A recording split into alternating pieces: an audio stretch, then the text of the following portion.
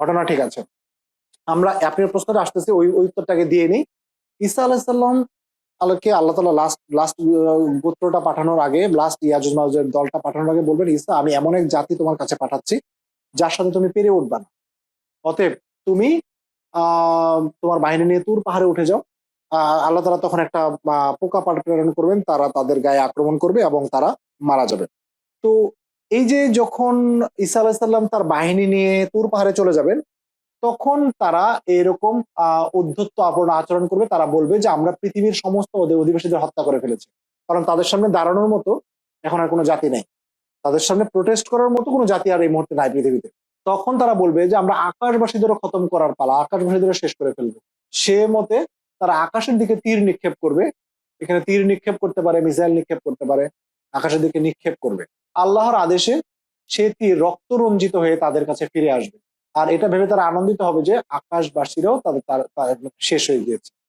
এখানে তাদের ঔদ্ধত্যপূর্ণ এবং আল্লাহ বিদ্বেষিতার প্রমাণ পাওয়া যায় যে তারা এত পরিমাণ ঔদ্ধত্য দেখাচ্ছে, পৃথিবীবাসীদেরকে তো আমরা শেষ করে দিছি, আকাশবাসী বলতে কারা?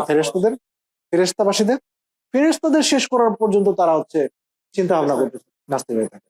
এখন আকাশবাসী যেই হোক, তার মানে আমাদের এই ব্যাপারে চিন্তা করতে হবে যে তারা কত খতরনাক, তারা পৃথিবীতে কি পরিমাণ ফাসাদ সৃষ্টি করতে পারে। যারা আল্লাহর বিরুদ্ধে তীর নিক্ষেপ করে বা মিসাইল নিক্ষেপ করে, ফেরেশতাদেরকে ধ্বংস করার ব্যাপারে মিসাইল নিক্ষেপ করে, তারা জমিনবাসীদের উপর কি পরিমাণ মিসাইল নিক্ষেপ করতে পারে। আজকে যে আপনি দেখছেন ফিলিস্তিনে যে পরিমাণ বোম্বিং হচ্ছে, এটা তাদের জন্য কিছুই না, একেবারে হাসি তামাশার মতো বিষয়। এটা তাদের মায়া মমতার কোনো অংশ নেয় না। আমাদের এটা ভেবে কি চিন্তা করতে হবে না যে তারা সিজ ফায়ার করবে, তারা অস্ত্রবিরতি দিবে, তারা হচ্ছে মানুষকে সুযোগ দিবে। Never never never ever. তারা তাদের স্বার্থের জন্য তো বারবারই বলে যে আনরুট, মানে রুট থেকে গাছ যেমন উপরে তারা সেটা চেষ্টা করতেছে। গাছের তো অনেক সময় গোড়া থাকলেও ওখান থেকে আবার জন্মার সম্ভাবনা থাকে। জি, তারা সেটা চেষ্টা করে যাচ্ছে।